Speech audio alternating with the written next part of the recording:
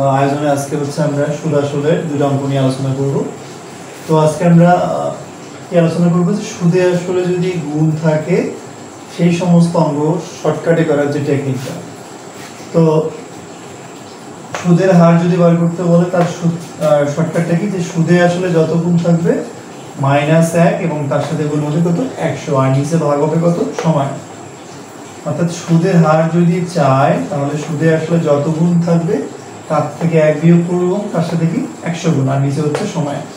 আর যদি সময় চায় তাহলে কি হবে, সুদে আসলে যত গুণ -1 গুণন 100 নিচে হচ্ছে সুদের একটা ভাগ হয়ে যাবে। অর্থাৎ যদি সুদের হার চায় সময়টা ভাগ হবে, আর যদি সময় চায় তাহলে সুদের একটা ভাগ হয়ে যাবে। তো আমরা দুইটা অঙ্ক লিখছি, একটু দেখি আমরা।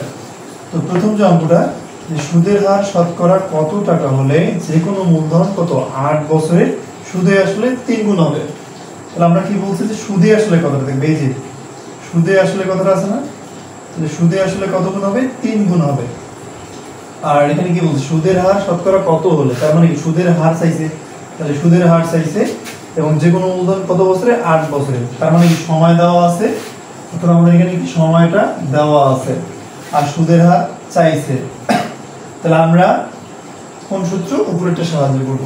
তাহলে সুদের হার সমান কি, সুদে আসলে যত গুণ, তাহলে সুদে আসলে আমাদের কত গুণ ছিল 3 গুণ। তাহলে আমরা যদি এখানে করি তাহলে সুদে আসলে 3 গুণ ছিল, 3 হাত থেকে মাইনাস কি 1 হবে, সাথে গুণ হবে কত 100 আর নিচে কি হবে 8, মানে এই যে সময়টা, সময় কত 8 বছর। তাহলে 3 থেকে যদি আমরা একবার দিই কত হয় 2 গুণন কত এই 100 নিচে হচ্ছে 8। তাহলে যদি আমরা কাটাকাটি করি এই 4 দুগুণে কত হয় 8 আর 4 25 কত হয় 100। তাহলে আমাদের কত পার্সেন্ট সুদের হার হচ্ছে 25%। এই যে সুদের হার হচ্ছে 25%।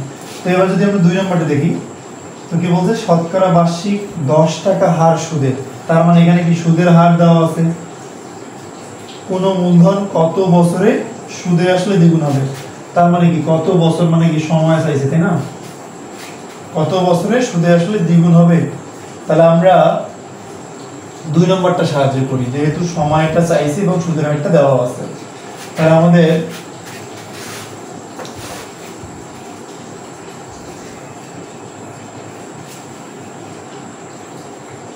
সুদে আসলে কত গুণ বলছে, এবার সুদে আসলে দ্বিগুণ বলছে। তার মানে কি 2 এই যে -1 গুণ হচ্ছে 100 আর কি বলছে শতকরা বার্ষিক সুদের হার কত 8 মানে 10।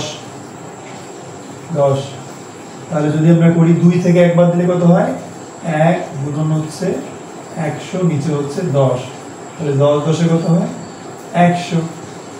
তাহলে আমাদের কত হচ্ছে 10 বছর, অর্থাৎ কয় বছর সময় লাগবে 10 বছর। তো ভিডিওটি ভালো লাগলে অবশ্যই লাইক কমেন্ট শেয়ার করবেন এবং চ্যানেলটি সাবস্ক্রাইব করে রাখবেন, যেন হচ্ছে নতুন ভিডিও আসার সাথে সাথে নোটিফিকেশন চলে যায়। ধন্যবাদ সবাইকে।